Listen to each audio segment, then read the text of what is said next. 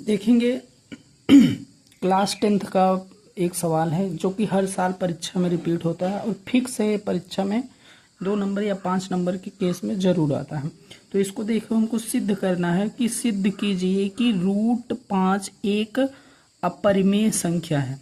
ये तो हम जानते ही हैं कि √5 एक अपरिमेय है, लेकिन हमको ये सिद्ध करना है कि ये एक अपरिमेय संख्या है। तो हम इसको क्या करेंगे, तो जो दिया है उसके विपरीत मानेंगे। तो हम इसको लिखेंगे, इसका हल हम देखेंगे। इसका हल ये लिखेंगे कि माना √5 ये अपरिमेय है, तो हम मान लेंगे √5 एक परिमेय संख्या है। परिमेय संख्या, इसको हम परिमेय संख्या मान लेंगे। यह अपरिमेय है लेकिन हम इसको परिमेय मान लें। तो इसलिए हमने माना क्या माना कि √5 जो है ये परिमेय है, तो परिमेय बटे के रूप में होता है, जो P/Q के रूप में है, तो हम मान लेंगे A/B है एक। और जहां पर B does not equal to 0, मतलब B 0 नहीं होना चाहिए। परिमेय संख्याओं का यही परिभाषा है कि P/Q के रूप में हो और Q जो है 0 ना हो, तो ये B जो है 0 नहीं होना चाहिए। तो हम लिखेंगे, देखेंगे हमने ये माना जहां पर क्या है, जहां A और B, ये जो A और B है ये क्या है, एक पूर्णांक है। पूर्णांक का मतलब होता है कोई संख्या 1 2 3 4, तो पूर्णांक है जिसमें A और B में एक के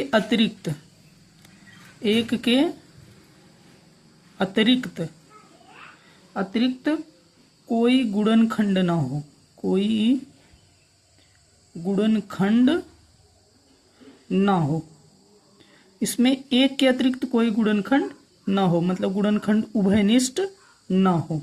तो हम मान लेंगे इसको, ये हमने माना है, तो हम इसको ऐसे लिख सकते हैं कि √5 बराबर हमने माना है A/B, और जो A और B में कोई एक के अतिरिक्त कोई गुणनखंड ना हो। तो इसको हम ऐसे लिख सकते हैं, A बराबर इसका गुणा इसमें करेंगे तो ये हो जाएगा √5B हो जाएगा। अब इसको हम क्या करेंगे, दोनों पक्षों का वर्ग करने पर, दोनों पक्षों का वर्ग करने पर, दोनों पक्षों का वर्ग करेंगे। क्यों करेंगे, क्योंकि ये √5 है, इसको 5 में बदलना है। जब वर्ग करेंगे तो ये हो जाएगा A² और ये 5 हो जाएगा, B² हो जाएगा। तो इसको हम समीकरण 1 मान लेंगे। हमने इसका वर्ग किया, ये A² हुआ और √5 ये B, तो ये क्या होगा, पहला समीकरण हो गया। अब हम क्या करेंगे कि अब इसमें देखेंगे जो 5 है ये क्या है, 5 A² को क्या कर रहा है, विभाजित कर रहा है, विभाजित करता है। देखेंगे जैसे इसको हम ऐसे भी लिख सकते हैं, अगर ये 5 है तो ये A²/5 होगा, यहाँ इधर B² होगा। मान लो ये समझने के लिए हमने बताया। तो ये 5 जो है A² को विभाजित कर रहा है, तो ये क्या किसको विभाजित करेगा, तो 5 जो है A को भी क्या करेगा, A को भी विभाजित करेगा। अगर A² को विभाजित कर रहा है तो A को भी विभाजित करेगा। मान लो ये स्क्वायर है, अगर स्क्वायर हटाओगे तो A को भी विभाजित करेगा। तो हम देखेंगे, अब हम मानेंगे, अब एक और मानेंगे। अब हमने माना, अब माना हम A बराबर कुछ मान लेते हैं। ये जो A है, A बराबर हम 5K मान ले रहे हैं। A बराबर हम कुछ मान लें, 5K मान लें, जहां K क्या हो, जहां K, ये जो K है कोई पूर्णांक हो, K कोई पूर्णांक हो। तो अब हम क्या लिखेंगे, और इसको हम जो माने हैं इसको समीकरण 2 मान लेंगे।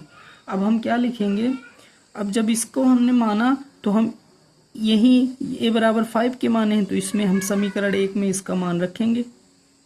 समीकरण 1 में समीकरण 1 में ये a का मान रखेंगे, समीकरण 1 में a का मान रखने पर, a का मान रखने पर तो a बराबर 5 के माने हैं, तो यहाँ पर रखेंगे तो कितना हो जाएगा 5k² बराबर 5b²।